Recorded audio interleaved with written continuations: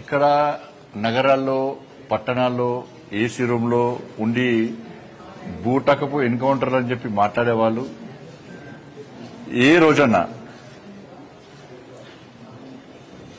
తుపాకీని వదిలి వచ్చి లొంగిపోండి, ఇది మంచి పద్ధతి కాదు అని చెప్పి వాళ్ళ ప్రాణాలు కాపాడే ప్రయత్నం వీళ్ళు చేసిరా ఈ అర్బన్ నక్సల్స్. వీళ్ళ ఆలోచన ఏంది? ప్రతిసారి ఎన్కౌంటర్ అయ్యేదాకా చూస్తారు, ఎన్కౌంటర్ అయినాక బూటకపు ఎన్కౌంటర్ అంటారు, ఒక పాట పాడతారు, నివాళి అంటారు. కానీ అడవుల్లో వాళ్ళు తిండి తిప్పలు లేక కుటుంబాలకు దూరమై వాళ్ళ జీవితాలను మొత్తం సర్వనాశనం చేసుకుంటే వాళ్ళు చేసుకుంటుంటే, మళ్ళీ చెప్తున్నా, అర్బన్ నక్సల్స్ అనేటోళ్ళు ఇవాళ పట్టణాలకు నగరాల్లో ఉండి ఏసీ రూమ్ లో ఉండి జల్సాలు చేస్తూ నామినేటెడ్ పోస్టులు పొందుతూ కమిటీలో ఉంటూ పైరవులు చేసుకుంటూ ప్రభుత్వాలకు కొమ్ము కాస్తూ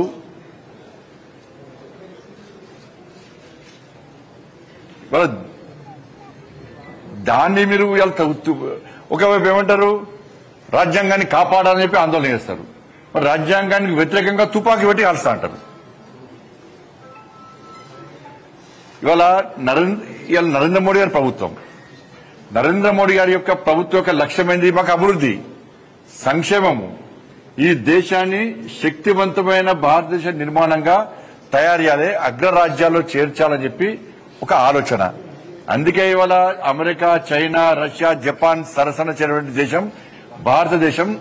ఆర్థిక ప్రగతిలో 4వ స్థానానికి చేసిన గొప్ప వ్యక్తి నరేంద్ర మోడీ గారి యొక్క ప్రభుత్వం, నరేంద్ర మోడీ గారు. మా లక్ష్యమైంది 2047 మా టార్గెట్. 2047లో అభివృద్ధి చెందినటువంటి భారతదేశంగా అగ్రరాజ్యంగా మార్చాలి అని చెప్పి మా లక్ష్యము. 2047 అగ్రరాజ్యంగా మార్చాలి, అభివృద్ధి చెందిన దేశంగా మార్చాలని చెప్పి వికసిత్ భారత్ లక్ష్యంగా మేము ముందు పోతాం. మీ లక్ష్యం ఏం చెప్పండి? మీ లక్ష్యమైంది తుపాకులు బట్టి కాల్చి చంపడం. మేం చేస్తున్న, నరేంద్ర మోడీ గారు చేస్తున్న, ప్రభుత్వం చేస్తున్న అభివృద్ధి మీకు కళ్ళ కనబడతలేదు.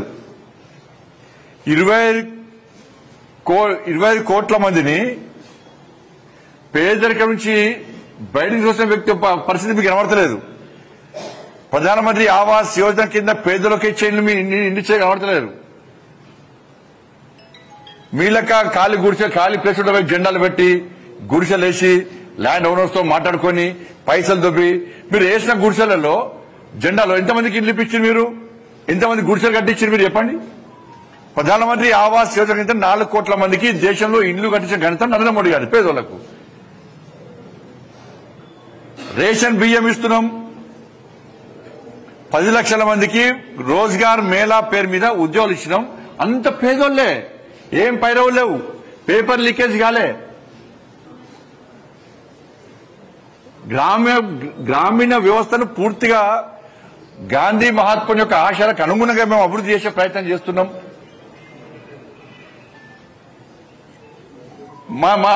మా సిద్ధాంతం ఏంది? మా దీన్ దయాళ్ ఉపాధ్యాయ అని చెప్పి మాకు చిట్ట చివరి వ్యక్తికి సంక్షేమ ఫలాలు అందాలని చెప్పి అంత్యోదయ సిద్ధాంతమే ముందు పోతారు మేము. మరి మీ సిద్ధాంతం ఏంది? పేదల కోసం ప్రశ్నిస్తాం, పేదల కోసం పోరాటం చేస్తామని చెప్పి మీరు అన్నారు. మరి మేం చేసిన అభివృద్ధి కనబడతలేదు, నరేంద్ర మోడీ చేసిన అభివృద్ధి కనబడతలేదు, కేవలం మతం కొంత చూస్తారు. మేము ఏం అభివృద్ధి చేస్తాం, అభివృద్ధి గుర్తించారు, మతం పేరుతో అభివృద్ధి ప్రయత్నం చేస్తారు. మా అభివృద్ధి మీకు కనబడతలేదు, కేవలం మతం మాత్రమే కనబడుతుంది. మేము అభివృద్ధి గురించి మాట్లాడతాం, మీరు మతం గురించి మాట్లాడతారు. మళ్ళా మేము మతం గురించి మాట్లాడితే మతతత్వవాదులు అంటారు. ఇలా మీరేం చేస్తున్నారు? తెలంగాణ రాష్ట్రంలో కాంగ్రెస్ పార్టీ రేవంత్ రెడ్డి గారు 6 హామీలు ఇచ్చారు, 6 గ్యారంటీలు 100 రోజులు అమలు చేస్తున్నారు. 2500 రూపాయలు ఇచ్చిండ్రా? మరి మీరు ఎందుకు సమర్థిస్తున్నారు? ఆ ప్రభుత్వంలో ఎందుకు భాగస్వామ్యమయ్యారు మీరు? 4000 రూపాయలు ఆసరా పెన్షన్లు ఇస్తున్నారు, ఇచ్చిండా? ఇయ్యలేదు. మరి ఎందుకు ఈ ప్రభుత్వంలో భాగస్వామ్యమయ్యారు మీరు? భూములు ఇచ్చిండా? ఉద్యోగాలు ఇచ్చిండా? నిరుద్యోగ వృత్తి ఇచ్చిండా? ఏమిచ్చిండు? రైతులకు రైతు భరోసా ఇచ్చిండా? రైతులకు 12,000 రూపాయలు ఇచ్చిరా? మరి ఎందుకు మీరు భాగస్వామ్యమయ్యారు? నామినేటెడ్ పోస్టులు ఎందుకు తీసుకుంటున్నారు? కమిటీలో ఎందుకుంటున్నారు? మీకు ఏమి నచ్చింది? మీకు దానిలో నచ్చింది ఏంది? మీకు కాంగ్రెస్ పార్టీ పాలనలో మీకు నచ్చింది ఏంది? ఎందుకు భాగస్వామ్యం అయ్యారు? మీరు భాగస్వామ్యం అవుతారు, జల్సాలు చేస్తారు, నగరాల్లో పట్టణాల్లో కుటుంబ సభ్యులతో ఉంటారు, పైరవులు చేస్తారు, పోస్టు పొందుతారు. కానీ జంగల్లో వాళ్ళకి కనీసం తుపాకీ పట్టుకుంటే ఆనందం ఉండదు, ఎప్పుడు టెన్షన్ లైఫ్ ఇవ్వాలి, తిండి ఉండదు, వాళ్ళకు కుటుంబానికి దూరమేరు, బతుకుతామా చస్తామా అని చెప్పి తెలియని దౌర్భాగ్య పరిస్థితి, ఆందోళనకరమైన పరిస్థితి. ఇవాళ జంగల్లో తుపాకీ పట్టేటువంటి మావోయిస్టులది. ఇప్పుడు పట్టేది ఎవరు? పేద ప్రజలు, మైనర్ అమ్మాయిలు, అభం శుభం తెలియని అమ్మాయిలకు మీ పాటల ద్వారా మాటల ద్వారా రెచ్చగొట్టి, అర్బన్ లో ఉండి రెచ్చగొట్టి వాళ్ళ చేతికి తుపాకులు ఇచ్చి, చిన్నపిల్లల చేతికి తుపాకులు ఇచ్చి కాల్చుమంటే ఏం సిద్ధాంతం మీది? ఏం సిద్ధాంతం మీది? ఎవరికి కాల్చుకుంటున్నారు మీరు?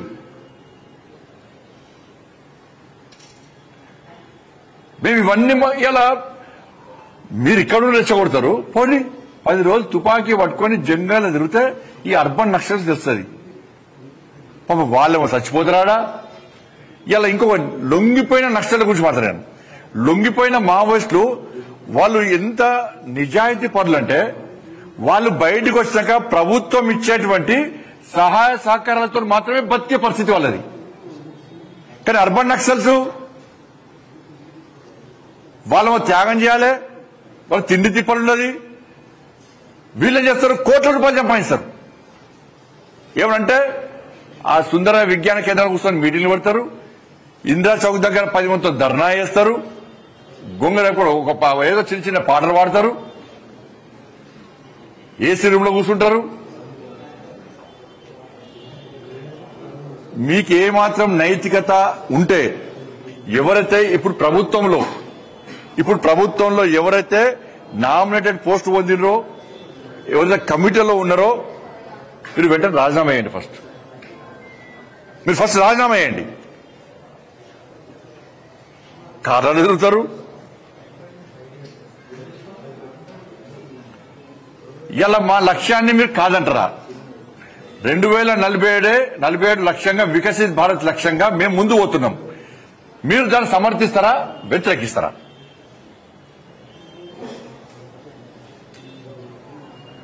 ఇంత జరుగుతుంటే, ఎన్కౌంటర్లు జరుగుతున్నాయి, వాళ్ళు పోలీసులుగా కాల్పులు జరుపుతున్నారు, ఇంత జరుగుతుంటే కనీసం మానవత్వంతో లొంగిపోండి అని చెప్పేటువంటి ఆలోచన లేకున్నటువంటి ఇంత మూర్ఖత్వపు ఆలోచన సిద్ధాంతం ఏది మీది? పెద్ద పెద్ద నాయకులు అందరూ లొంగిపోతున్నారు. లొంగిపోయిన వాళ్ళందరూ కూడా వెంటనే లొంగిపోండి, పరిస్థితులు బాగలేవు, దేశం మారింది, దేశ పరిస్థితులు మారినాయి అని వాళ్ళు గుర్తించారు. జంగల్లో ఉన్నోళ్ళు గుర్తించారు. మోడీ గారు చేసే అభివృద్ధిని జంగల్లో ఉన్నోళ్ళు గుర్తించి, కానీ ఈ అర్బన్ లో ఉన్నటువంటి అర్బన్ నక్సల్స్ మాత్రం గుర్తిస్తలేరు. ఆయన ఒక పెద్ద మనిషి అన్నాడు, పేరు గుర్తిస్తలేదు, కమ్యూనిస్ట్ నాయకుడు, 60 సంవత్సరాల తర్వాత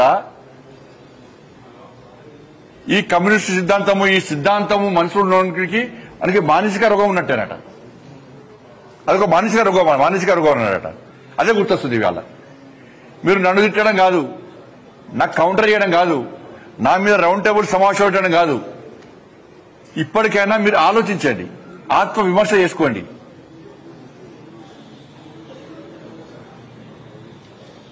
ఇవాళ తెలంగాణలో అధికారంలో కాంగ్రెస్ పార్టీ ఉంది, దాని భాగస్వామ్యం అని చెప్పి మీరు సంకల్పం గుర్తుకుంటారు కావచ్చు. కానీ ఇవాళ తెలంగాణ రాష్ట్రంలో ప్రజలు వాస్తవాలు ఇచ్చారు. ఎస్, భారతీయ జనతా పార్టీ చెప్పింది కరెక్టే, అమిత్ షా గారు తీసుకున్న చర్యలు కరెక్టే, దేశం మారింది, దేశ పరిస్థితులు మారినాయి, దేశం అభివృద్ధి చెందుతుంది, అభివృద్ధి ఇంకా చెందడానికి ముందుకు వస్తున్నారు, ఒక లక్ష్యాన్ని ఎంచుకున్నారు, వాళ్ళ లక్ష్యం ఇది అని చెప్పి జంగల్లో ఉన్న వాళ్ళు గుర్తించినట్టే అర్బన్ నక్సల్స్ కూడా గుర్తించాల్సిందిగా నేను వాళ్ళకి అప్పీల్ చేస్తాను.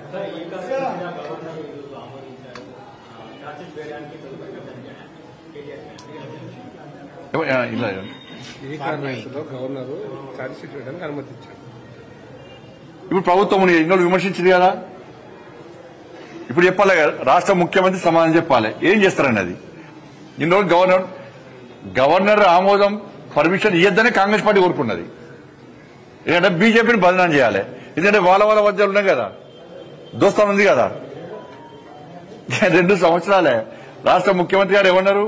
ఎన్నికలకు రాకముందు మొత్తం ఉన్న రికవరీ చేస్తా, ఆస్తులు జప్తు చేస్తా, దున్నిస్తా, కేసీఆర్ కుటుంబాన్ని జైలుకు పంపుతా అన్నాడు. ఒక్క కనీసం జైలు కాదు, కనీసం వాళ్ళు ముట్టుకున్నటువంటి పాపన పోలే. లోపాయకారి ఒప్పందంతో ఇవాళ రాష్ట్ర ముఖ్యమంత్రి అందుకెత్తున్న ఈ తెలంగాణ రాష్ట్రంలో ఆర్కే పాలన సాగుతున్నది. ఆర్కే రేవంత్ రెడ్డి కేటీఆర్ పాలన కొనసాగుతున్నది. అది తప్పించుకోవడానికి మా మీద నిడతారు. అంతా కూడా ఇలా కానీ గింత అవినీతి జరిగిందని చెప్పి ఎన్నికల ముందు ఆరోపణ చేసిన రాష్ట్ర ముఖ్యమంత్రి ఏ ఒక్కదాన్ని చర్య తీసుకోకుండా ఏమంటే గవర్నర్ ఫైల్ పంపడము, గవర్నర్ పెండింగ్ ఉంది, సిబిఐ కన్నా ఢిల్లీలో పెండింగ్ ఉంది. నీ చేతుల్లో ఫస్ట్ ఏ రాదు? ఇక కేసీఆర్ బీఆర్ఎస్ గవర్నమెంట్ లో అవినీతి ఏం జరగలేదంటే ఒప్పుకుంటారు వీళ్ళందరినీ.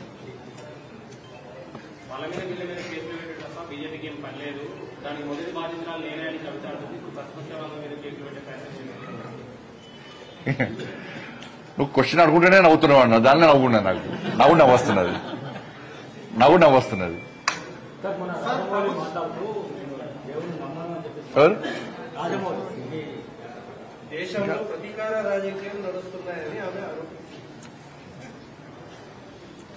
మేము చెప్తున్నాం కదా, దేశం అభివృద్ధి చెందుతున్న విషయం వాళ్ళ కళ్ళకి కనబడతలేదు.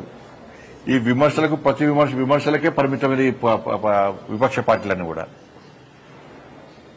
ప్రతీకారం తప్పు చేసేటోళ్లను, అవినీతికి పాల్పడోళ్లను ఎట్టి బస్సులో నరేంద్ర మోడీ గారి ప్రభుత్వము క్షమించదు కూడా.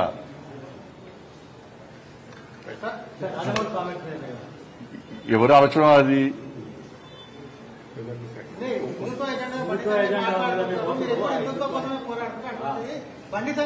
బండి సంజయ్ అభివృద్ధి గురించి మాట్లాడితే అది కళ్ళకు కనబడతలేదు. నేను నిన్న మొత్తం అభివృద్ధి గురించే మాట్లాడినా. కానీ మీడియా కానీ సోషల్ మీడియాలో ఏమి ఇచ్చారు మళ్ళీ హిందుత్వం ఇస్తారు. ఇక మీడియాకు కావాల్సింది సంచలనం. కానీ నేను మాట్లాడే అభివృద్ధి గురించి ఇవాళ అప్పుడు అర్బన్ నక్సల్స్ లెక్కనే అయిపోయింది పరిస్థితి. మేము అభివృద్ధి గురించి వాళ్ళకి కనబడుతుంది, వాళ్ళకు కూడా మొత్తం కనబడుతుంది. కానీ మళ్ళీ మీడియా మిత్రులకు విజ్ఞప్తి చేస్తున్నాను, నేను ఏ మాట్లాడుతున్న అభివృద్ధి గురించి కూడా అప్పుడప్పుడు చూపట్టండి జరా. ధన్యవాదాలు. ఆయన ఆలోచన ఎవరు ఆలోచన వాళ్ళది. రేపు భవిష్యత్తులో ఆ దేవుడు కరుణించి ఆయన దేవుణ్ణి నమ్మే విధంగా ఆ దేవుని యొక్క కరుణా కటాక్షలు ఆయన మీద ఉండాలని కోరుకుంటున్నా. రాజమౌళి గారు నిన్ను 100 ఏళ్లు ఆరోగ్యాలతో సక్సెస్ అయ్యి ఆ అమ్మవారి ఆశీర్వాదంతో ముందుకు సాగాలని కోరుతున్నా. ధన్యవాదాలు.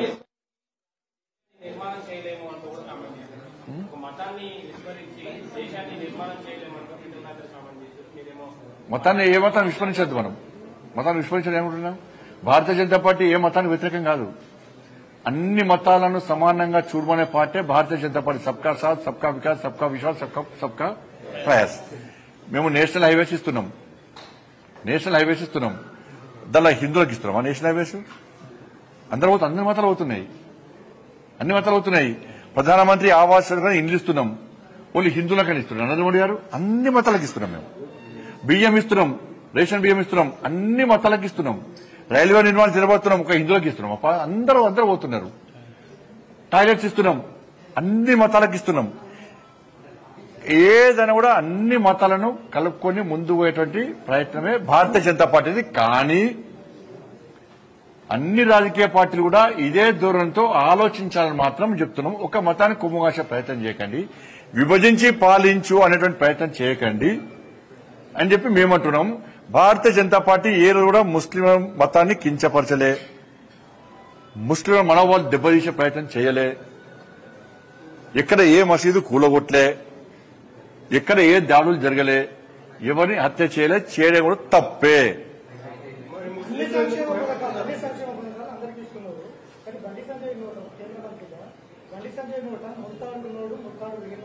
అరే నా కల్చర్ గురించి చెప్పడం తప్పయ్యా, నాకు అది కూడా తప్పేనా? నా కల్చర్ గురించి చెప్పడం కూడా తప్పేనా?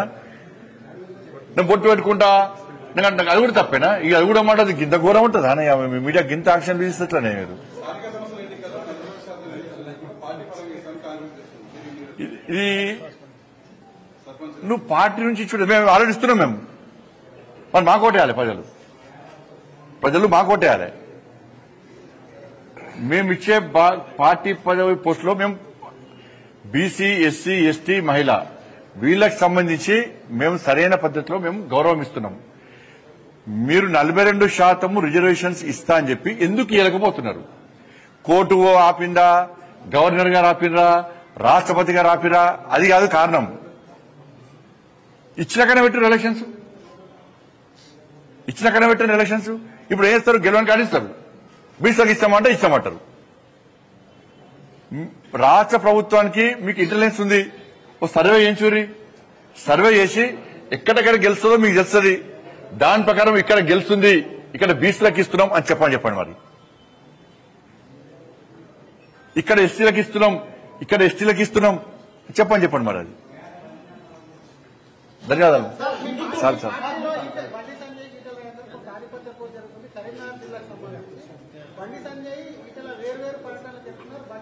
నువ్వు డిపార్ట్మెంట్కి ఆడుతావు నువ్వుకే. మా నాయకులు ఈ భేదాలు, అభిప్రాయ భేదాలు అనేటివి అవాస్తవము.